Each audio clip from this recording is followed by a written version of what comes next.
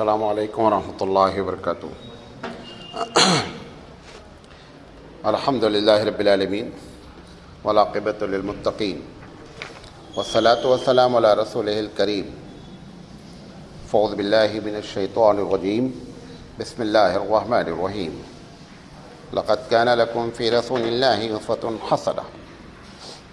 محترم حضرات، ہم سیرت حبیب مصطفیٰ صلی اللہ علیہ وسلم پر سلسلے وار پروگرام کر رہے ہیں، اور آج اس کا 232واں سیریل ہے۔ ہم بات اس موضوع پر کر رہے ہیں کہ نبی کریم صلی اللہ علیہ وسلم نے بچوں کے ساتھ کس طریقے کے معاملات کیے اور بچوں کی تربیت، ان کے ساتھ رحمت شفقت کس طریقے سے کیا۔ تو اس کو ہم نے عمر کے لحاظ سے بانٹا تھا کہ پیدائش ہونے سے پہلے سے لے کر کے 4 سال تک، پھر 4 سال سے 10 سال تک، پھر 10 سال سے 20 یا 18 سال تک۔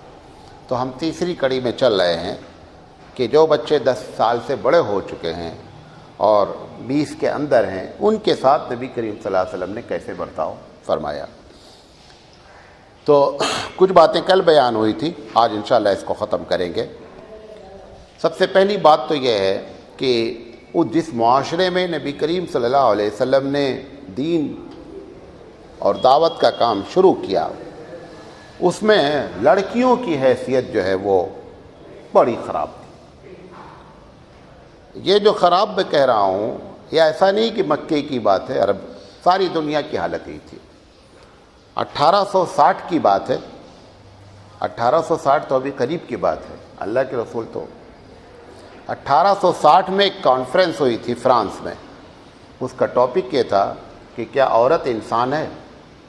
اس پر سیمینار ہوا تھا کہ یہ بتایا جائے، مطلب کہ وہ انسانی کیٹیگری میں ہے کہ نہیں ہے، جبکہ اللہ کے رسول نے 1450 سال پہلے اس موضوع پر آپ نے مستقل بات کر کے اور عورت کی حیثیت کو جو ہے وہ بیان فرمایا۔ تو جس معاشرے میں ایک دم عورت کو لوگوں نے اور لڑکیوں کو خاص کر کوئی حیثیت نہیں دیتے تھے، سب سے پہلی بات اللہ کے رسول نے ان بچیوں کے سلسلے میں ہر لحاظ سے ان کی حیثیت دی۔ اتنی حیثیت دی کہ آپ نے فرمایا کہ جس آدمی نے 3 بچیوں کی پرورش کی اور ان کے ساتھ انصاف کیا، انصاف سے مراد یہ ہے کہ گھر میں لڑکا بھی ہے لڑکی بھی ہے، جو ہمارا برتاؤ رہا اس میں امتیاز نہیں رہا، فرق نہیں کیا، ہم نے دونوں کو ایک ساتھ سمجھا، تو اللہ کے رسول نے فرمایا یہ شخص جنتی ہے۔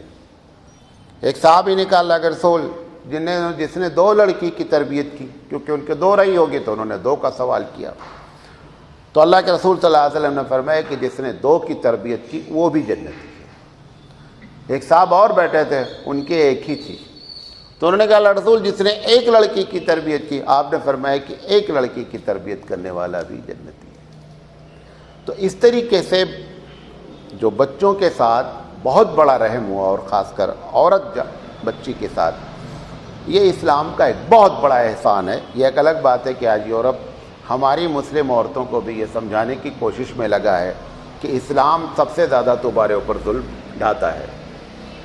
لوگ مثال کے طور پر بیوی، بیٹی، ماں، یہ 3 بیسک رول ہوتے ہیں، بہن بھی ہے لیکن یہ 3 بیسک رول ہوتے ہیں۔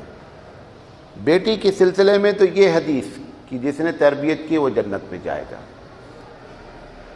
ماں کے سلسلے میں اللہ کے رسول نے فرمایا کہ ماں کے پیروں تلے جنت ہے۔ آج لوگ مدر ڈے مناتے ہیں، حالانکہ مدر ڈے اس دن ہونا چاہیے جس دن رسول نے یہ جملہ کہا ہے۔ اس معاشرے میں کہا ہے کہ جس معاشرے میں سوتیلی ماں کو وراثت میں تقسیم کر لیا جاتا تھا۔ باپ کا اگر انتقال ہو گیا اور باپ کے کئی بیویاں ہیں، ہم اگر اس ماں سے پیدا نہیں ہیں تو اس ماں دوسری 2-3 مائیں جو ہوتی تھی ان کو بقیہ لوگ وراثت میں تقسیم کر لیتے تھے۔ اس معاشرے میں اللہ کے رسول نے ماں کو اٹھا کر کے ثریا پر پہنچایا کہ ماں کے پیروں تلے جنت ہے۔ تو حقیقت میں مدر ڈے اس دن ہونا چاہیے جس دن ہمارے رسول نے یہ عورت کو درجہ دیا۔ بحیثیت بیوی کے بارے میں تو ایک عام تصور ابھی بھی بعض علاقوں میں، اگر آپ کبھی میوات وغیرہ کا دورہ کریں میوات میں یہ ایک عام جملہ ہے کہ آپ جب تک لاٹھی نہیں اٹھاتے ہیں یہ بیوی مانتی نہیں ہے، اور ایک عام مزاج ہے مارنا، بیوی کو مارنا ایک عام مزاج ہے۔ حالانکہ اسلام نے اس پر شروع سے، اللہ کے رسول نے فرمایا مجھے بڑی حیرت ہوتی ہے کہ ایک آدمی بیوی کو مارتا ہے پھر اس کو پیار کرتا ہے، یہ دونوں چیزیں کیسے اکٹھا ہوتی ہیں؟ بھئی ایک آدمی کسی سے دشمنی کر لیا تو ٹھیک ہے بھائی چل رہی ہے دشمنی بھی کر رہا ہے اور مار بھی دیا، اور مارنے کے بعد اس کو پیار بھی کر رہا ہے، یہ دونوں چیزیں کیسے اکٹھا ہوتی ہیں؟ مجھے بڑا تعجب ہوتا ہے۔ نبی کریم صلی اللہ علیہ وسلم اس معاشرے میں رہتے ہوئے کبھی آپ نے کسی بھی اپنی بیوی کو گالی تک نہیں دی، کوئی جملہ سخت تک نہیں کہا۔ بہت ناراضگی ہوئی تو آپ خاموشی اختیار کریے۔ اگر کسی مسئلے میں کوئی مسئلہ نہیں سمجھ رہی بیوی تو آخری درجہ کیا، آپ بولنا ہی نہیں، خاموش ہو گئے، ٹھیک ہے بھائی۔ بیوی کے سامنے ہاری مان لینا، ہاری سمجھتے ہیں کہ ہم ہار گئے، خود بہت بڑی جیت ہے، نہیں سمجھے؟ آپ جتنا اس سے الجھیں گے اتنا اس کا ٹیمپر کیا ہے، ہائی ہوتا جائے گا۔ آپ بول دیں بھائی صاحب میں ہار گیا، آپ دیکھیں وہ صحیح ہو جائے گی۔ لیکن مرد کیا ہے، وہ کیا سمجھتے ہیں، نہیں صاحب میری ناک کا مسئلہ ہے، میں شوہر ہوں۔ وہ جہاں پر یہ سمجھتے ہیں وہیں پہ معاملہ گڑبڑ ہوتا ہے۔ اس بیوی کے بارے میں جس کو لوگ کوئی حیثیت نہیں دیتے تھے، اللہ کے رسول نے فرمایا کہ خیرکم خیرکم لأہلہ، کہ تم میں بہترین شخص وہ ہے جس کی بیوی کہے کہ شوہر اچھا ہے۔ بھائی مولانا صاحب باہر ہیں، آپ کے پاس بیٹھتے اٹھتے ہیں، بہت اچھے رہتے ہیں، آپ کیا معلوم کہ میں گھر میں کیسا ہوں؟ آپ بولتے ہیں مولانا صاحب بہت اچھی آدمی ہے، کیوں؟ ہم کو آپ کے ساتھ تھوڑی دیر رہنا ہے، ہم اپنے آپ کو مینٹین رکھتے ہیں، اچھی بات کریں گے، مسکرائیں گے۔ اللہ کے رسول نے یہ نہیں کہا کہ اگر لوگ بولیں اچھے ہو تو اچھے ہو، نہیں، اللہ کے رسول نے کہا جب بیوی کہے کہ ہاں بھائی شوہر بہت اچھا ہے تو اچھا ہے۔ وہ کب؟ کیونکہ وہاں پر آپ آرٹیفیشیل کیریکٹر شو نہیں کر سکتے، کیوں وہاں 24 گھنٹے رہنا اس کے ساتھ، کتنے دن شو کریں گے آرٹیفیشیل؟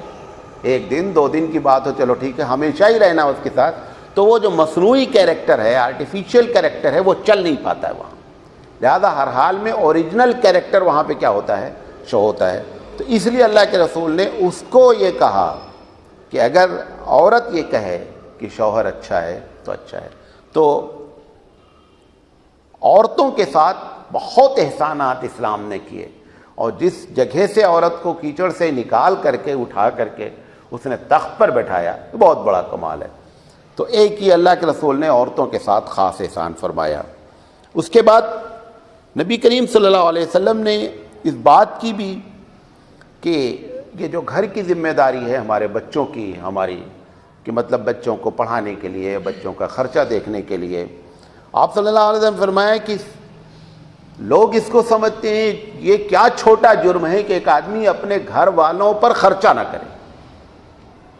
ایک صاحب ہیں عبداللہ بن عمر رضی اللہ تعالیٰ، یہ عبداللہ بن عمر ہیں، عمر نہیں، عبداللہ بن عمر کے ایک آزاد کردہ غلام تھے۔ تو وہ عمرے پہ جا رہے تھے، انہوں نے کہا کہ حضرت سے اجازت لینے جا رہے ہیں عمرے پہ، تو ان کو آ کر بتایا میں عمرے پہ جا رہا ہوں۔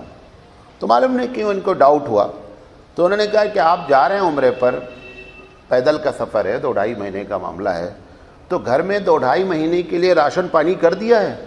انہوں نے کہا بس وہ اللہ مالک ہے۔ انہوں نے کہا ایسے اللہ مالک نہیں ہوتا ہے، یہ تم جا رہے ہو 2-2.5 مہینے کے لیے، پہلے اپنے گھر کے حالات دیکھ لو، گھر میں پورا غلہ پانی کا انتظام کر دو، جتنے دن تک آپ کو نہیں آنا ہے تب جا کر کے آپ عمرہ کرنے جائیے، بغیر اس کے آپ عمرہ کرنے نہیں چاہیے۔ لہذا کیوں پھر اس کے بعد آپ نے فرمایا کہ آپ اللہ کے رسول صلی اللہ علیہ وسلم فرمایا کہ کیا یہ بات جرم ہونے کے لیے کافی نہیں ہے کہ ایک آدمی اپنے گھر والوں کو محض کہ بھائی اللہ بھروسے چھوڑے، اللہ بھروسہ اس کا نام نہیں ہوتا۔ مولانا تھانوی علیہ رحمہ کہتے ہیں اللہ بھروسہ کا معنی سمجھ لو، جس غور سے سنیے گا جملے جو میں کہنے جا، جس چیز میں سبب ہوتا ہے، سبب مثال کے طور پر کھانا کھانے کے لیے سبب کیا ہے کہ اس کو پکایا جائے، میں نے لا کر کے کھانا رکھ دیا، کچا چاول رکھ دیا، گھر میں دال رکھ دیا، بیوی کہنے نہیں میں توکل بس پک جائے گا کھا لیا جائے گا، یہ توکل نہیں ہے، آپ اس کو پکانا ہی توکل ہے۔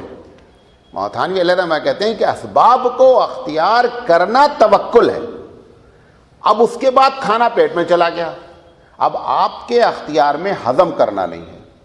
اب آپ توکل ڈائریکٹ اللہ پر کریں گے کہ اب اللہ کے بھروسے ہے، چاہے اللہ جو ہے اس کو ہضم کرائے چاہے نہیں کرائے. لیکن پکانا توکل ہے، وہ توکل کے خلاف نہیں ہے بات. جس میں سبب ہوتا ہے سبب کو اختیار کرنا ہی توکل ہے. جہاں پہ سبب نہیں ہوتا ہے وہاں پر کیا ہے، ڈائریکٹ اللہ پر بھروسہ کیا جاتا ہے کہ اللہ اب تیرے ہاتھ پہ ہے. بچہ امتحان بیٹھنے جا رہا ہے، بچہ ابا کہہ رہا بچے پڑھتے کہ نہیں اب اللہ مالک ہے. یہ ایسے نہیں اللہ مالک ہوتا ہے. آپ پوری محنت کریں، محنت کرنے کے بعد اب آپ امتحان لکھیں، اب اللہ پر بھروسہ کریں کہ اللہ میری جو سمجھ میں ہے میں نے لکھ دیا، اب تیرے ہاتھ پہ ہے. یہ معنی توکل کا. تو لوگ سمجھتے ہیں اسباب کو اختیار نہ کیا جائے توکل ہے، ایک دم غلط معنی ہے یہ. تو انہوں نے ان کو تعلیم یہ دی، اللہ کے رسول صلی اللہ علیہ وسلم کی حدیث نقل فرمائی کہ اپنے اہل و عیال پر یہ جو بچے ہوتے ہیں ان کو خرچ کریں ان کے اوپر جو آپ کی طاقت ہے. ایک دوسری جگہ آپ نے فرمایا کہ لوگوں اس حال میں نہیں مرو کہ آپ کے بچے لوگوں کے سامنے ہاتھ پھیلائیں. یہ بھی نہیں ہے. مثال کے طور پر آخری وقت ہے ہمارا، اب ہم نے سوچا کہ میں تو جا ہی رہا ہوں، وہ سارا اٹھا کر کے مسجد کے نام وقف کر دیا. بچے بیچارے پریشان. پہلی بات تو شریعت سارا قبول ہی نہیں کرتی. نمبر ایک، اگر ایک آدمی اپنی پوری پراپرٹی ایسی مرض میں لکھ دے کہ میری پوری پراپرٹی مسجد کو دے دی جائے اور اسی مرض میں اس کا انتقال ہو جائے گا تو 33% ہی مسجد کو جائے گی، 66% نہیں جائے گی. جائز ہوتی ہی وصیت 1/3 میں ہے، بقیہ میں نہیں ہوتی ہے. اچھا، اور اگر کیا کہتے ہیں ایک آدمی کرنا ہی چاہے وہ اپنی زندگی میں کر دے، وہ ایک الگ بات ہے، لیکن وہ بھی ظلم ہے کہ اپنے بچوں کو اس حال میں چھوڑ کر کے جائے کہ وہ پریشان ہو. نبی کریم صلی اللہ علیہ وسلم جیسی شخصیت اپنی بیویوں کے لیے پریشان رہے جب آپ اپنے آخری وقت میں رہے کہ میرے بعد ان کا کیا ہوگا. یہ سنت ہے. یہ بیوی بچوں کے بارے میں فکر رکھنا سنت ہے. فکر رکھنا کہاں تک ہے اس کا سرکل کھینچ دیا ہے. مطلب ہم نے اتنا بتا دیا، اب آپ تو پہلے سے ہی فکر کیے ہوئے ہیں. پتہ چلا کہ مولانا صاحب نے بھی کہہ دیا اب آپ کی فکر تو اسکوائر ہو جائے گی. وہ فکر کو سرکل مار دیا اسلام نے. وہ سرکل کیا ہے کہ اس فکر کے لیے فرض نہیں چھوٹے.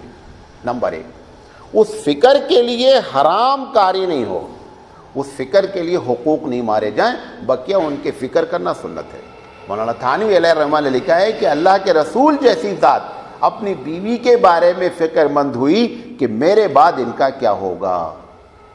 تو یہ فکر ہو سکتا ہے اس کے پہلے تک آپ فکر کرتے رہے ہوں، فکر تو سب کرتے ہیں، لیکن سنت سمجھ کے کریں فکر کہ یہ سنت ہے، اور اس کو ان 3 سرکل میں کیا رکھیں، قید رکھیں. تو اللہ کے رسول جو فرما رہے ہیں کہ بچوں کے بارے میں کہ یہ جو بچے ہیں ان کے لیے آپ فکر کریں، ان کو فقر کی حالت میں چھوڑ کر نہیں جائیں، جو آپ کی طاقت ہے اتنا کر کے جائیں. اچھا، پھر بچوں کے سلسلے میں خاص کر کیونکہ نوجوان اس میں زیادہ ملوث ہوتے ہیں، یہ جو میں نے آپ کو روایت نقل کی یہ مسند احمد کی روایت ہے. یہ صبح کے وقت جو لوگ سوتے ہیں فجر کی نماز کے بعد، یہ تو احتراماً آپ کو کہہ رہا ہوں فجر کی نماز کے بعد، ورنہ عشاء کی نماز کے بعد ہی سو جاتے ہیں، پھر 8 بجے اٹھتے ہیں. یہ جو صبح کا سونا ہے اللہ کے رسول صلی اللہ علیہ وسلم فرماتے ہیں کہ اس سے انسان کے رزق میں سختی ہوتی ہے. سختی سے 2 معنی مراد ہے. رزق آنا، مثال کے طور پر ایک آدمی کہہ رہا ہے میں تو 10 بجے تک سوتا ہوں لیکن پھر بھی خوب مزے کر رہا ہوں، پیسے آ رہے ہیں، رزق چل رہا ہے، دکان خوب چل رہی ہے.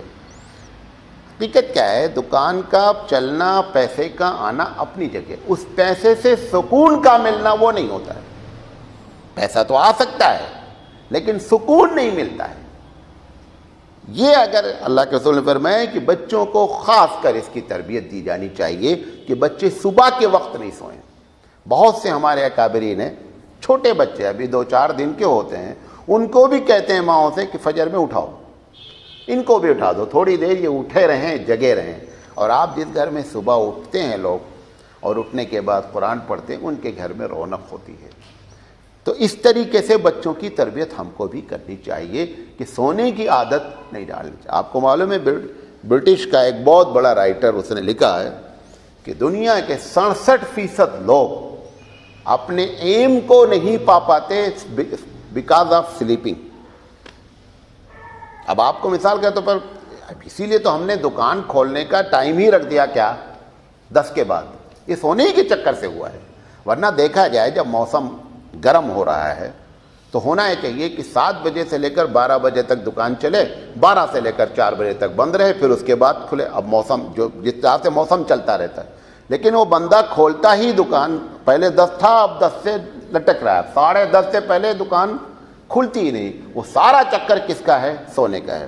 وہ سونا کیوں ہے؟ کیونکہ وہ رسول کی مخالفت یہ ہوتی ہے کہ اللہ کے رسول نے ہماری تربیت یہ فرمائی تھی کہ عشاء کے بعد جلدی سویا جائے.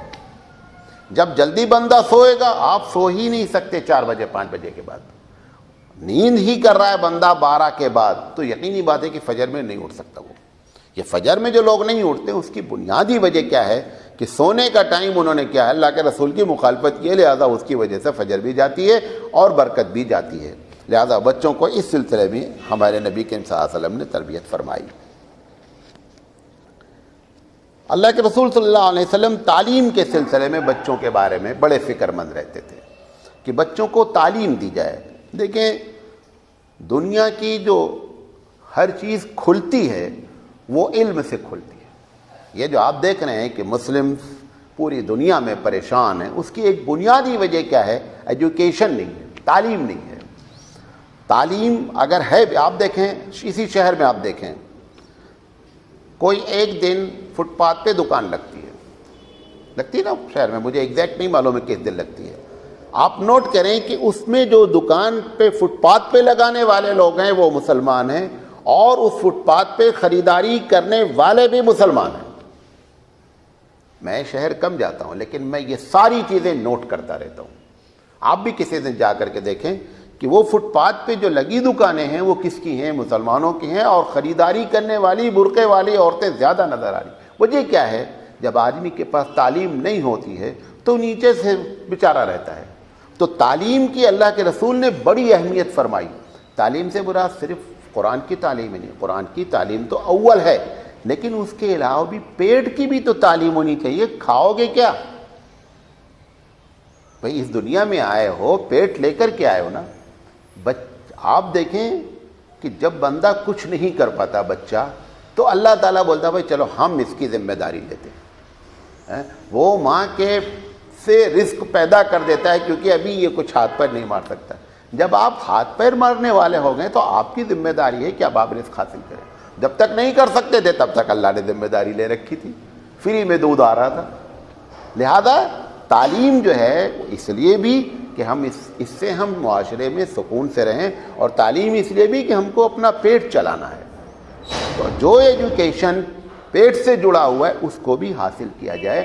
جب تک اس کو نہیں حاصل کریں گے آپ اس دنیا میں نہیں رہ پائیں گے. ہم قبر کے نیچے کی بات ہر وقت کریں, ہر وقت آخرت کی بات کریں, اچھی بات ہے, لیکن رہنا زمین پر اس کی بھی بات کرو. اس کے بغیر گاڑی نہیں چل پائے گی. تو اللہ کے رسول صلی اللہ علیہ وسلم نے اپنی زندگی میں کبھی بھی اسی لیے بہت زیادہ عبادت کر کے امت کو یہ کنفیوز نہیں کیا کہ ہر وقت آپ عبادت میں لگے رہیں. آپ بازار بھی جاتے تھے, آپ بیویوں کے ساتھ رہتے تھے, آپ بچوں کے ساتھ بھی رہتے تھے, آپ جو ہے وہ جنگ میں بھی جاتے تھے, آپ تیراکی بھی کر لیتے تھے کبھی آپ گھڑ سواری. یہ ساری چیزیں کیوں کی گئی ہیں؟ کہ آپ اس دنیا میں آئے ہیں, لہذا اس دنیا میں آپ کو رہنا ہے. تو تعلیم کی سخت ضرورت ہے. مسلمان ایک بہت حد تک تعلیم سے کیا ہوتا جا رہا ہے؟ پیچھے ہوتا جا رہا ہے. یہ ایک الگ بات ہے. پیچھے ہونے کی بنیادی وجہ یہ ہے کہ اس کو جاب نہیں ملتی, لہذا وہ بولتا پڑھنے کا فائدہ نہیں. یہ اصل بیس ہے. ایک آدمی پڑھتا ہے روزی روٹی کے لیے, اب اس کو جاب نہیں ملتی. جب جاب نہیں ملتی تو وہ پریشان ہو جاتا ہے. لہذا نسلیں کیا ہو رہی ہیں, وہ سوچتے ہیں ہمارے پڑھنے سے کوئی فائدہ نہیں, ہم کو جاب ملنی نہیں ہے. آپ کو معلوم ہے جب ہندوستان آزاد ہوا تو 33.7% مسلمان ہندوستان میں سرکاری گورنمنٹ جاب میں تھے. 33.7% مسلمان گورنمنٹ جاب میں تھے. آج وہ 3.3 ہیں. وہ 3.3 ہیں. اب وہ جب وہ 3.3 ہوتے ہیں تو نتیجہ یہ نکلتا ہے کہ جو نیچے بچے پڑھنے والے ہیں, جب وہ دیکھتے ہیں کہ ایک آدمی ایم اے کر کے کچھ نہیں کر رہا ہے, ایک آدمی فلاں ہو کر کچھ, وہ فیڈ اپ ہو جاتا ہے کہ یار جاب کرنے کا فائدہ نہیں, چلو تھوڑا جو ہے وہ کام کریں گے. تو لہذا تعلیم کی طرف اللہ کے رسول صلی اللہ علیہ وسلم نے بچوں کی سخت ضرورت فرمائی۔ اچھا، اس کے بعد والدین کی اطاعت کے لیے یہ جو بچے ہیں ہمارے، ان کو اللہ کے رسول صلی اللہ علیہ وسلم نے الگ الگ انداز میں آپ نے بچوں کو یہ تربیت فرمائی کہ بچے اپنے والدین کی بات کو سنیں، بات کو مانیں۔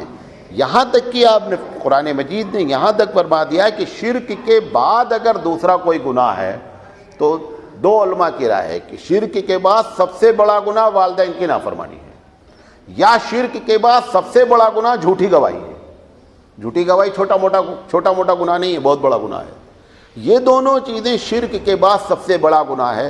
لہذا اللہ کے رسول صلی اللہ علیہ وسلم نے بچوں کو مختلف انداز میں اس کی تربیت فرمائی کہ بچے اپنے والدین کی فرما برداری کریں۔ اچھا، جب بچہ بالغ ہو جائے تو بچہ بالغ ہونے کے بعد والدین کے ذمے یہ لگائے، یہ بچے پر احسان کیا اللہ کے رسول نے کہ والدین کی ذمہ داری ہے کہ والدین اس کی شادی وغیرہ کا انتظام کریں۔ یہ شادیاں جو لیٹ ہوتی ہیں بہت سی وجوہات ہیں، الگ الگ قسم کی وجوہات ہیں۔ بعض لوگ جاب کر رہے ہیں، شادی نہیں کر رہے ہیں، کیوں؟ ان کا ابھی اسٹیٹس نہیں ہو پایا ہے۔ جو اسٹیٹس کا آپ انتظار کر رہے ہیں وہ جنت میں۔ لڑکی کی شادی انتظار کر رہے ہیں، ایسا ہو جائے ویسا، اتنا سیکیورڈ کرتے ہیں، تو اللہ کیا کرتا ہے کہ ہمارے اوپر تو یہ 1% بھی ڈیپینڈ نہیں بنتا۔ بھائی ایک لڑکا دیندار ہے، ہاتھ پیر سے ٹھیک ٹھاک ہے، کما رہا ہے، شادی کر دی گئی، تو کیا اللہ دیکھے گا؟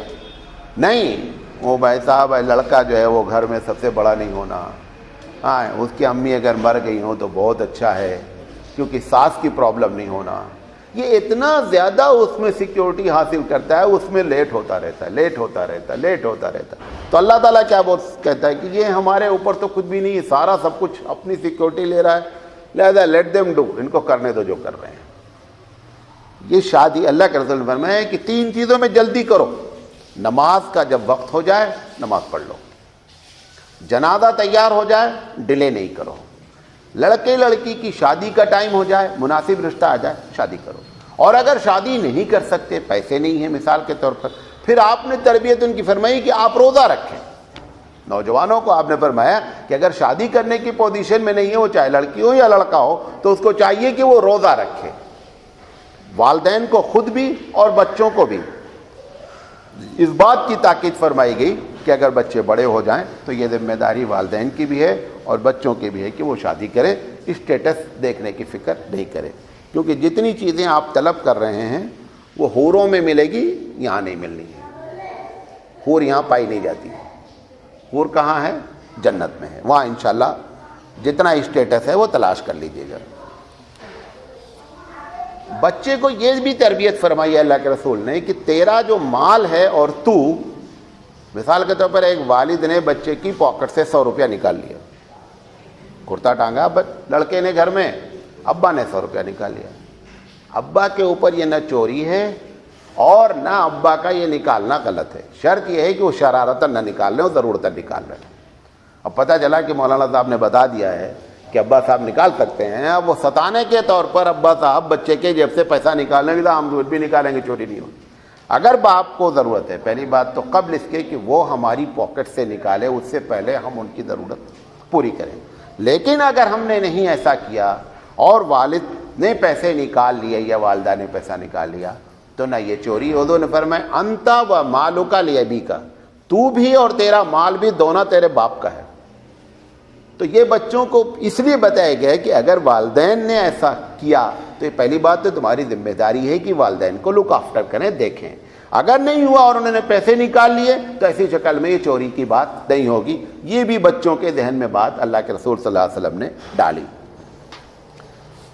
نبی کریم صلی اللہ علیہ وسلم جب کبھی کوئی ایسے آدمی کو مطلب نوجوانوں میں کوئی خرابی ہوتی تھی تو بہت، کیونکہ جو آدمی جوان ہوتا ہے نا تو بہت سی چیزوں کو آپ کو مد نظر رکھنا پڑتا ہے کہ کوئی بات ایسی نہ کہی جائے کہ اس کو ٹینشن ہو جائے، کوئی بات ایسی نہ کہی جائے کہ ناک کا معاملہ بنا لے، لیکن ہم کو اصلاح بھی کرنی ہے۔ اللہ کے رسول صلی اللہ علیہ وسلم کے پاس ایک صاحب آئے، ایمان لے آئے، انہوں نے کہا لیکن ہمارے ساتھ ایک پرابلم ہے اللہ کے رسول، جوان تھے 17-18 سال، میں زنا نہیں چھوڑ سکتا، ایمان تو میں نے ہے لیکن میں زنا کا عادی ہوں. وہ جب انہوں نے کہا میں زنا کا عادی ہوں تو جو پرانے لوگ بیٹھے تھے وہ اس کے اوپر ٹوٹ پڑے کہ تمہیں شرم نہیں آتی ہے, اللہ کے رسول سے ایسی بات کرتے ہو. انہوں نے کہا رک جاؤ. وہ لوگ 2-4 ہاتھ اس کو مار دیتے اتنی دیر میں. اللہ کے رسول نے کہا رکو جی رکو. اللہ کے رسول نے بلایا. اللہ کے رسول نے فرمایا کہ اچھا یہ جو تم کہہ رہے ہو, اسے دھیرے سے بات شروع کی کہ لوگ اگر سنیں گے نا تو اس کو بے عزتی محسوس ہوگی. انہوں نے کہا اچھا یہ بتاؤ کہ اگر یہی زنا تمہاری ماں سے کوئی کرے تو تم کو کیسا لگے گا؟ انہوں نے کہا نعوذ باللہ, یہ کیا بات آپ کر رہے ہیں؟ کہا جس کے ساتھ زنا ہو سکتا ہے وہ ہو سکتا ہے کسی کی ماں ہو. پھر اللہ کے رسول نے کہا اچھا یہ بتاؤ کہ اگر تمہاری بہن کے ساتھ کوئی زنا کرے تو تم کو کیسا لگے گا؟ تو اس نے کہا کہ تو بہت بری بات ہے. پھر ایسے 4-5 وہ رشتے جو بہت آدمی کے نزدیک اہم ہوتے ہیں, بیٹی ہے, خالہ ہے, سب کا حوالہ دے کر اللہ کے رسول نے اس سے بات کی. اب آپ دیکھیں کہ اس نوجوان کو سمجھانے کا انداز اتنا پیارا اختیار کیا کہ اس نے اسی لمحے توبہ کر لیا کہ میں ایسا کبھی زندگی میں نہیں کروں گا. اب ہم جیسے مولوی ہوتے اس نے کہا تھا نا او لنترانی, تمہیں تمیز نہیں ہے مولانا صاحب سے بات کرنے کی, گستاخ قسم کا چلا آیا یہاں. اللہ کے رسول نے اس کو اس طریقے سے ہینڈل کیا کہ اس کی زندگی سے زنا جو ایک نہ چھوٹنے والی چیز تھی وہ کیا ہو گئی, منٹوں میں چھوٹ گئی. تو اس بات کا بھی ہم کو بھی خیال رکھنا چاہیے کہ نوجوانوں سے جب ہم گفتگو کریں تو ان کی عزت کا معاملہ, ان سے تیز گفتگو کرنے کا معاملہ. بہت سے لوگ ضد میں آ کر کے معلوم آپ کو غلطی کرتے ہیں. ضد میں آ کر کے ہم نے ایک بات کہی ٹھیک ہے دیکھ لیں گے, وہ ضد میں آ کر کے بندہ جو ہے وہ غلطی کرتا رہتا ہے. تو اس کو ضد میں لانے کا سبب نہیں بنے. پھر اللہ کے رسول صلی اللہ علیہ وسلم نے والدین وغیرہ کے بارے میں ایک مرتبہ فرمایا کہ تو بھائی ایسا نہیں کرو کہ اپنے والدین کو گالی دو. تو صحابی نے کہا اللہ کے رسول والدین کو کون گالی دیتا ہے؟ کوئی بھی نہیں دیتا. انہوں نے کہا ایسا نہیں ہوتا ہے, تم کسی کے والد کو گالی دیتے ہو اور والدہ کو, وہ پلٹ کر تمہاری والدہ کو گالی دیتا ہے تو تم سبب بنتے ہو اپنی والدہ کو گالی دلانے کا. اچھا اتفاق دیکھیں, سب سے پہلے گالی ماں کی دی, ماں کو جائے گی. ارے بھائی ہم تم سے لڑیں, ہم کو گالی دو یار, ہم کو نہیں گالی جاتی. سب سے پہلے وہ بندہ کس کو گالی دیتا ہے؟ والدہ کو گالی دیتا ہے. والدہ کو گالی اس لیے دیتا ہے کہ اس کو والدہ سے محبت ہے. وہ جب گالی دی جاتی تو اس کو ٹینشن بہت تیز ہوتا ہے, لہذا اس کو ستانے کے لیے سب سے. اب اللہ کے رسول نے فرمایا کہ ایسا نہیں کریں آپ کہ آپ سبب بنیں کسی کے لیے اپنی والدہ کی خود گالی. تو اب اس طریقے سے روکنے کے بجائے, مطلب یہ تھا کہ آپ گالی نہیں دیں, ایک الگ مسئلہ تھا, آپ نے اس کو اس انداز میں سمجھایا کہ دیکھو ایسے گالی آتی ہے, زیادہ اس کا خاص خیال رکھا جائے. بچوں کو نبی سے محبت, حضور نے اپنی محبت کے بارے میں آج آپ کو ایک فلسفہ بیان کریں. یہ بات اللہ والو میری طرف سے صحیح ہے غلط ہے, صحیح ہے تو رب کی جانب سے, غلط ہے تو میرے نفس کی جانب سے ہے. کبھی کبھی یہ سوال, کئی لوگوں نے یہ سوال کیا کہ یہ کیا بات ہے کہ نبی خود اپنی محبت کی تبلیغ کرتا ہے. نہیں سمجھے بات. کہتے ہیں بھائی کہ کوئی آدمی مومن نہیں ہو سکتا جب تک کہ آپ مجھ سے سب سے زیادہ محبت نہیں. کہ بہت مشہور حدیث ہے کہ لا یؤمن احدکم الی آخرہ. اس کے پیچھے معلوم فلسفہ کیا ہے؟ مطلب ہم یہ کہیں کہ آپ مجھ سے محبت کریں تو یہ کوئی اچھی چیز تو نہیں نظر آتی نا کہ میں اپنی تبلیغ کر رہا ہوں کہ آپ مجھ سے محبت کریں. اس کے پیچھے راز کیا ہے؟ راز یہ ہے جب بندہ, کیونکہ نبی کو اپنے امتی سے بہت زیادہ پیار ہے, ہر نبی کو ہوتا ہے, اللہ کے رسول کو سب سے زیادہ ہے. اللہ کے رسول صلی اللہ علیہ وسلم کو یہ بات معلوم ہے کہ اگر یہ ہم سے محبت کرے گا تو جنت میں چلا جائے گا. آپ کی جنت کے لیے وہ اپنی محبت کی تبلیغ کر رہے ہیں, اپنے نفس کے لیے وہ محبت کی تبلیغ نہیں کر رہے ہیں. وہ آپ کے ساتھ رحمت اور شفقت ہے کیونکہ اس چیز کو کلک کرانا چاہتے ہیں جو رب کو بہت زیادہ پسند ہے. وہ کیا ہے؟ کیونکہ رب کو نبی کریم صلی اللہ علیہ وسلم سے آپ کی کا اٹیچمنٹ جتنا زیادہ ہو جاتا ہے اتنا بندہ رب ذوالجلال کے قریب ہو جاتا ہے. اور یہ بات اللہ کو اچھی طرح معلوم ہے کہ جو مجھ سے محبت کرتا ہے اللہ اس کو جنت دیتا ہے. لہذا چاہتے ہیں کہ میرے امتی آسانی سے جنت میں چلے جائیں. اس وجہ سے یہ تبلیغ کی جاتی ہے کہ آپ مجھ سے محبت کریں. بات سمجھے میری بات جو کہنا چاہتا ہوں؟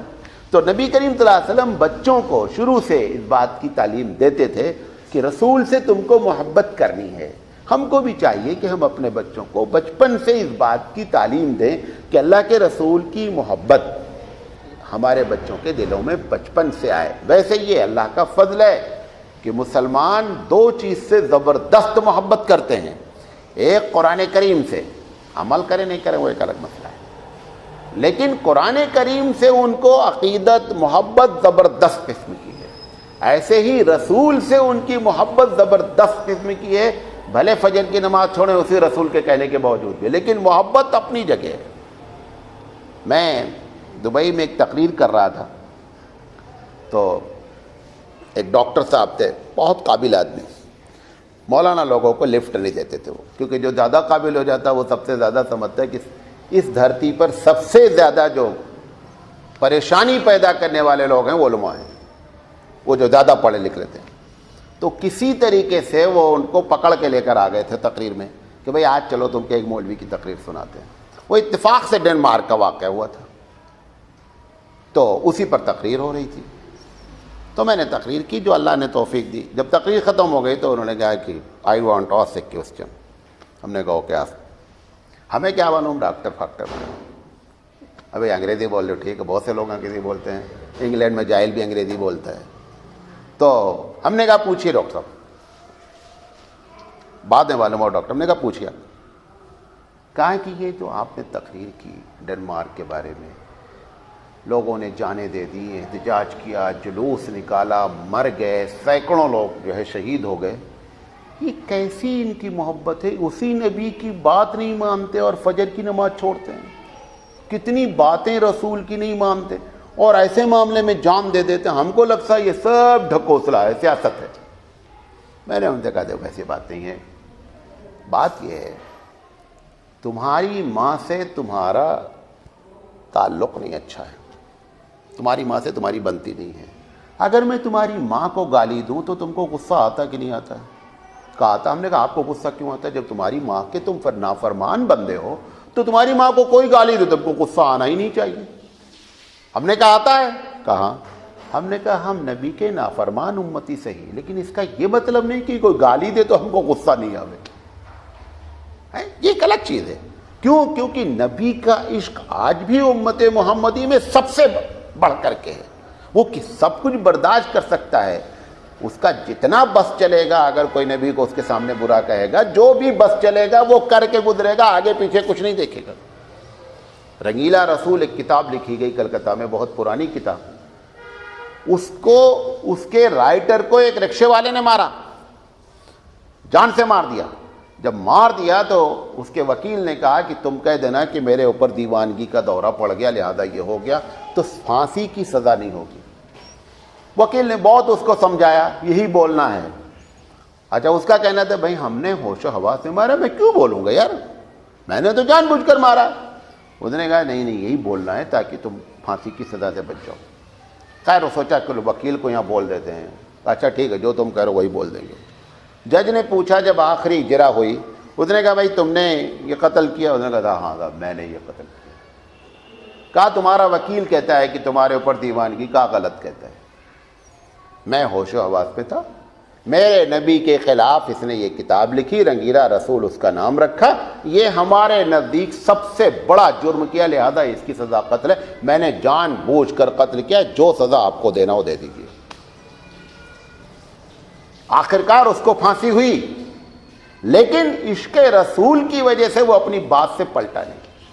تو اللہ کے رسول صلی اللہ علیہ وسلم کی محبت امت میں آلریڈی ہے، لیکن اس کو بچپن سے ہم کو اپنے بندوں کو، اپنے بچوں کو کیا ہے بتاتے رہنا چاہیے. اچھا آخری بات کہہ کر کے ہم اپنی بات ختم کریں. یہ نوجوان لوگ جب اٹھتے بیٹھتے ہیں، آپ دیکھیں شادی بیاہ جب ہوتی ہے تو جو بیٹھتے لوگ وہ ایک کیٹیگری ہوتی ہے کہ 14 سے لے کر 20-22 سال والے ایک جگہ بیٹھے رہیں گے، ایک کیٹیگری ہوتی ہے نا. اس کے بعد 22 سے لے کر 40 والے ایک کیٹیگری میں بیٹھے ہوں گے، اور 40 سے اوپر والے ایک کیٹیگری میں بیٹھے ہوں گے. یہ تینوں آپس میں ڈیوائیڈ ہوں گے. اللہ کے رسول صلی اللہ علیہ وسلم کیا کرتے تھے کہ اس نوجوان والے گروپ میں ضرور بیٹھتے تھے. اچھا نوجوان کو یہ پسند نہیں ہوتا ہے، وہ چاہتے ہیں کہ یہ کہاں آ گئے مولانا صاحب بے مطلب.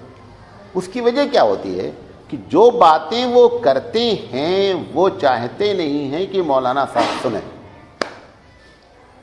وہ جو بات کر رہا ہے ایک جو دوست ہوتے ہیں, چاہے لڑکی ہو یا لڑکے ہوں, 90% دوستی کی وجہ آپ جانتے کیا ہوتی ہے؟